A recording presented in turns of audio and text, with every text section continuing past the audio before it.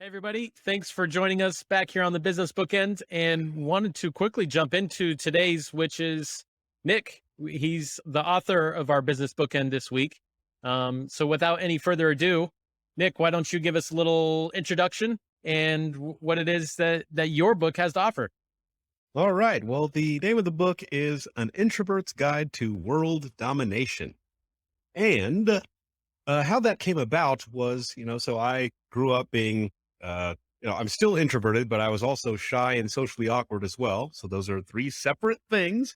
And so coming up, I noticed there was a lot of things happening in the world that I was not a part of and that I wanted to be a part of, but I didn't know how to do it. I was missing out on all kinds of opportunities. And so, uh, I would always, so introverts often are really good observers. So I'd always observe and see how are they doing this? There's, there's a saying, you are the sum of the five people you spend the most time around. And I would always think, well, who are my people? Where are they at? How do I find them? And then when I find where they are, how do I get there? And then when I'm there with them, how do I interact with them? I don't know. And so then when I tried to find some material about that, it was all for, normal people and not for people like me. So they just say, just walk up and start talking to people. And I'd say, I'm not going to do that. That's not going to happen. So I'd say, what could you do? Like, what are some tips that I could do that I would do? And instead of, since I didn't have anything out there that led me to how to do it, I had to be the guinea pig myself. And so I just started going out and observing people and saying, well, what's happening here? What did that person do? And then can I do that? If I can't do that, then what part of it would I be comfortable doing? And then can I do that? Then once I take that step, then what's the next step? And so I kind of broke it down into, getting known and then making connections and then maintaining connections. And so I started doing this myself and it started working. And then all my introverted, shy friends would say, what did you do? How did you do that? And then so I started teaching them, and then they started being able to branch out, get to, my goal was I wanted to upgrade my life and lifestyle. There's a lot of cool stuff out there, and I wanted to be a part of it. And so when I was able to do that and people started asking me about it started working for them, and people said, can you speak on this? So I got invited to give speeches about it, and people were taking notes. And I said, people are interested in this. Oh, wow. And uh, then after a while speaking about it, people would say, where can I get your book? And I didn't have a book. And so, so I wrote the book. And so now An Introvert's Guide to World Domination is here. And when was it published, Nick? So that was, came out in, I believe it's September 2020. Okay. Yeah. Brilliant. Nice. Nice. Okay. So to by not giving too much away, who's the best audience for this besides just introverted people? Is this people that are having to deal with people on a daily basis, or salespeople, or who can benefit most from this besides just Right. introverts in general?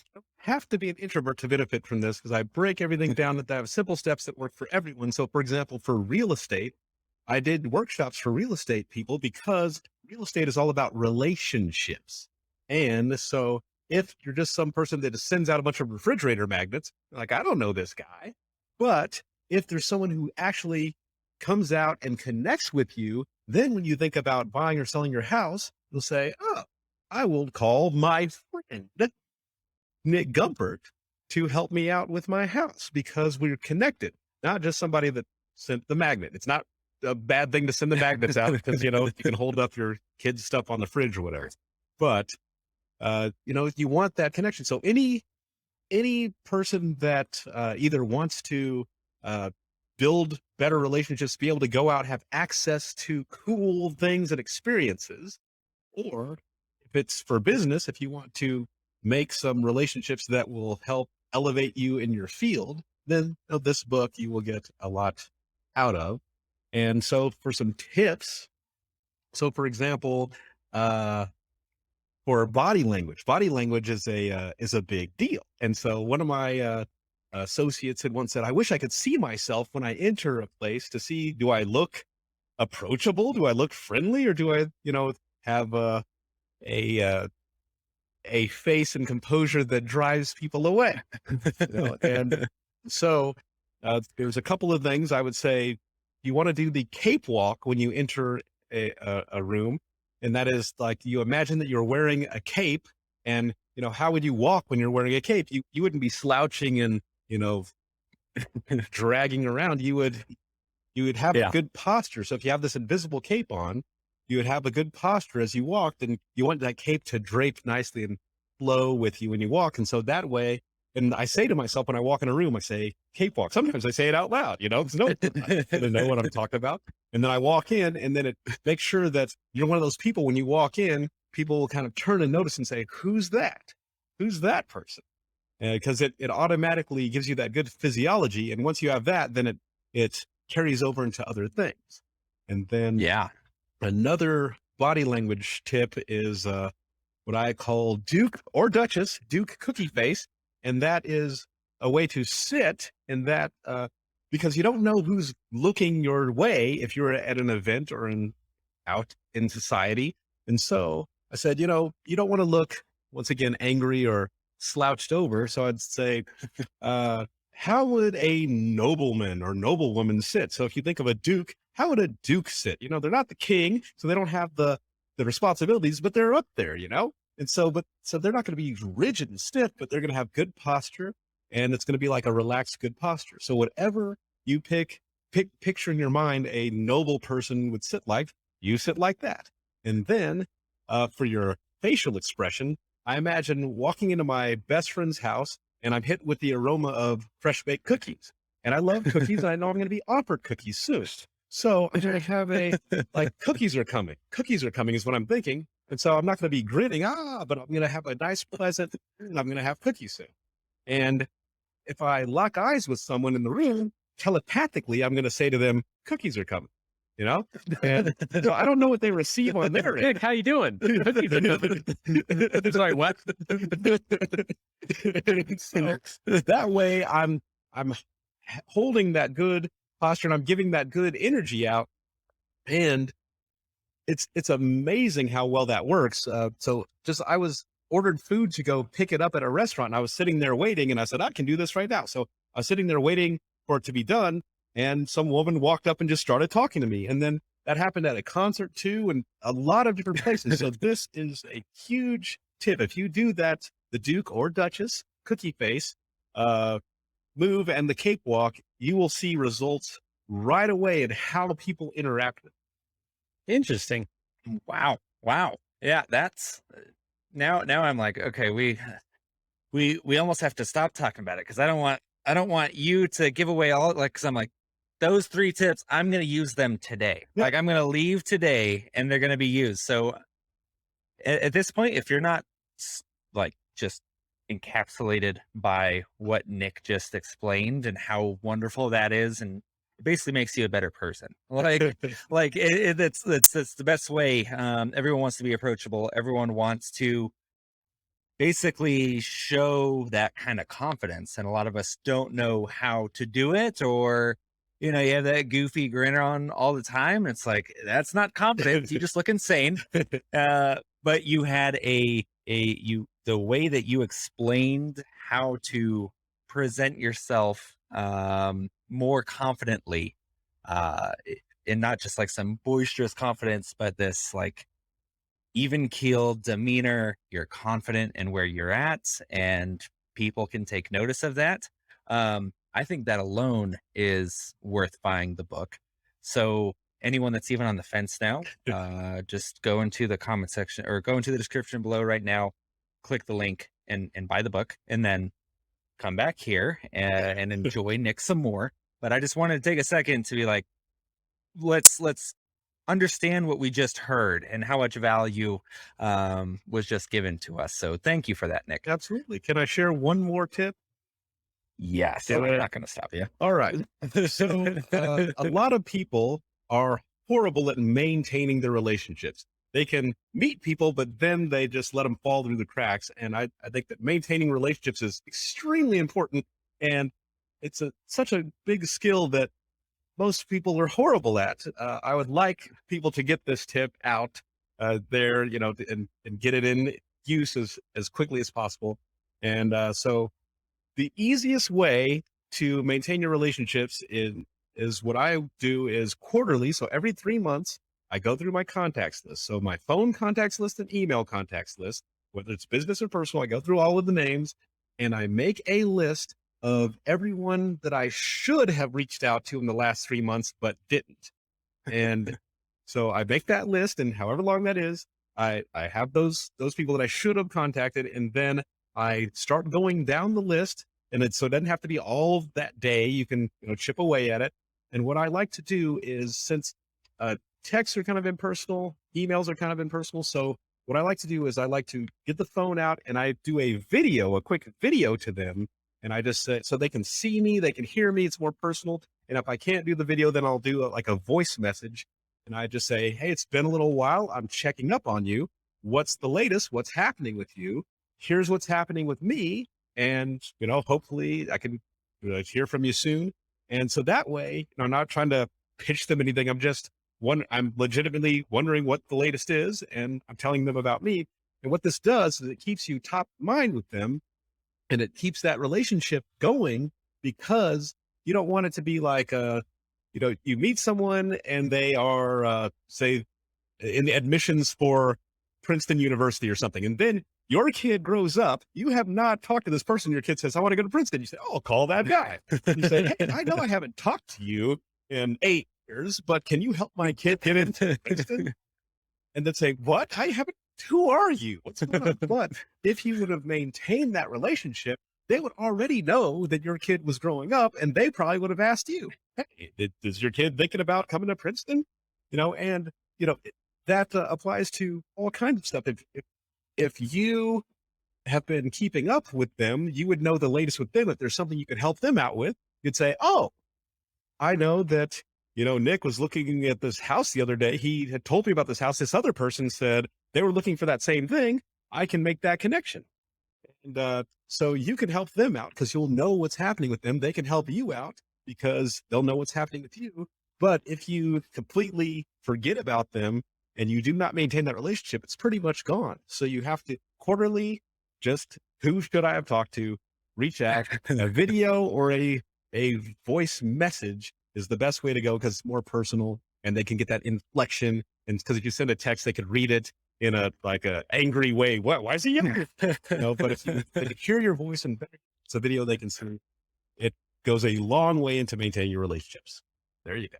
Brilliant. Love that. I love that. And just a quick follow up on that, and then I'll just, because I'm like those 4 people. So being in the real estate space, I know how much people pay to have any semblance of how much value Nick just gave everyone. So people pay thousands of dollars to spend an hour in a room with the guy that's basically done what Nick just said, but he takes a whole hour and charges everyone $500. So everyone should be really appreciative of what Nick just gave us for value wise. And definitely go, I'm going to say it again, definitely go check out his book because there's just more to it than that.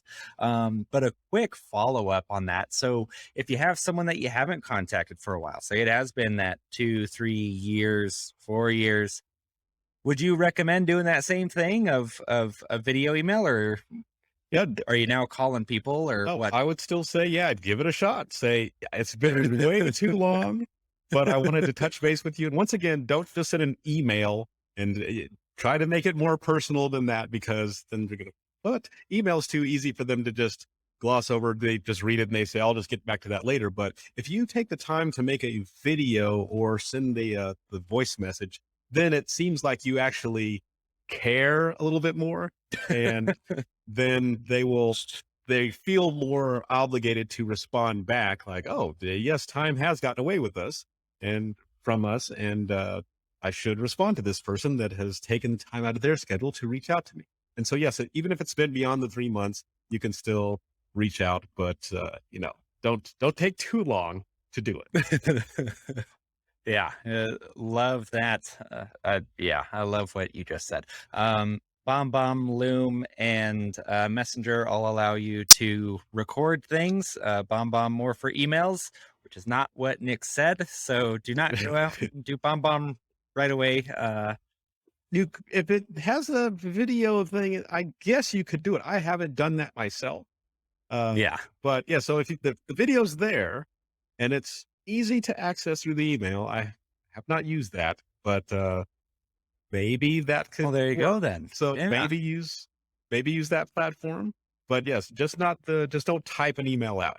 If that's the only way you can do it, then you can give it a shot. But it doesn't have the same impact as the video or the audio would. And you could also call them. Yeah. But I'm not super big on calling people, especially these days. Yeah. People aren't used to being called as much as they are, just getting some media, because then they can digest it in their own time when they're ready. And so, Yep. Yeah, and please, if you're trying to use this for business, which this is a business bookend, don't make it just about business too, Right. Because then people don't want to open your video if every time they open it and it's, "Hey, this is Jalen. Do you need a mortgage today?" Don't pitch them. All right. Don't pitch them. Just Yeah. ask how they're doing. Just check on them and tell them how you are. Don't reach out and pitch them. Just be a friend. And Yeah. they know what you do. And so if they need your services, they will reach out to you. Yes, I couldn't put it better myself. Oh, I love preaching to the choir over here. Gump, any follow-up questions for Nick? Normally I would have some, but in this situation, I'm going to have to say no. And reason being, I think Nick did a very good job of explaining the whys, right? I think sometimes we talk with different individuals, whether it's just me and Jay, and just other individuals. And sometimes it's, here's what I do and here's what's important about it. And then you're just like, but why is that important? So again, I think this one definitely deserves a rewind, to listen to it again, to be able to take everything, because I know I'm guilty of reading something or listening to something one time. You're just like, dang, that was really good. Use that piece of technology, hit the rewind and listen to it, because I think that's where things really start sinking in, to say, now you know it. Now can I apply it? Right? Yeah. So brilliant. So just pause the video right here, take a few seconds, rewind it, take some notes, find out how you can reach Nick, which is all in the description below, and then reach out to Nick, buy his book, and make your life better. I think I just helped like 1 million people with those very easy to follow instructions. Well, Okay. Yeah. I think now it's time to get to know Nick just a little bit better. Oh, sure. I was about to say. I think I'm going to try to find some sort of fun fire hot seat. Oh, hot seat. So yeah, we're All right. on the hot seat. Yes. So we like to conclude. I have my little script over here. Makes life easy for me. So we like to conclude our podcast with a few simple questions to get a snapshot of those. Oh gosh, maybe if I can handle my computer here. Yes. So I'll try that again. We're professionals. So we like to conclude our podcast with a few simple questions just to get a snapshot of those that we know, like, and trust with an activity we call the hot seat. This is inspired by the late, great James Lipton, not of the tea fortune. So with no further ado, I will explain to you the rules, Nick. Okay. And then we'll jump right into this. So the rules are simple. I will ask you a question. You give me the first answer that comes to mind, and then we will roll right on to the next question. Yeah, try to not think too hard. Okay. So first, what is your favorite word? Favorite word? Oh man. Cheese. Oh, that can't possibly be my favorite word, but that's what came to mind. Said what comes to mind, and that's what came. What is your least favorite word? Dirt. Okay. I don't know. What sound do you love? The sound of a train in the distance. Okay. What sound or noise do you hate? The sound of people chewing. If you don't do, oh, what a poorly phrased question. If you didn't do what you are currently doing, what profession would you like to do? I would love to be a lounge singer, but they don't really have lounge singers anymore. That's a bygone era. But and my voice for singing isn't very good. But if I could do it, I would be a lounge singer. Uh, What profession would you never like to do? The guy that drives the truck that sucks out the porta potties. I don't want to do that. All right. Before you die, where must you visit? Let's see. Probably the Maldives, that island Oh, chain with the little bungalow I'm houses and stuff, or bungalow resort stuff. Yeah, I've always wanted to do that. right on the beach. Okay. Well, that's it. It's not the hot seat. Our hot seat's more like a mild seat. Yeah, yeah. When it comes to yeah, not picante. Um, Nick, where can people find you? How can people get a hold of you? Well, there's I have a website, connectedintrovert.com is the website, and then that's it. I'm on Facebook. I'm on YouTube, and I am on Amazon.com. So Brilliant. those places they can find me. Easy enough. There we go. Well, Nick, thank you so much for joining us today. Thank you. So Thanks for much having me. value. So, yeah, one of our more value packed, instead of just Gump and I rambling through topic after topic, giving our opinions, you bestowed our show with some awesome value. So thank you immeasurably for that. And if anyone wants to find out more about Nick, everything that we talked about and referenced in today's show will be down in the description below. So feel free to, and I implore you to, go check those out. Gump, lead us out of here with your words. Well, first off, guys, hopefully you appreciated this episode as much as we did. And wherever you may be listening and or watching, good morning, good afternoon, good evening. Have a good one.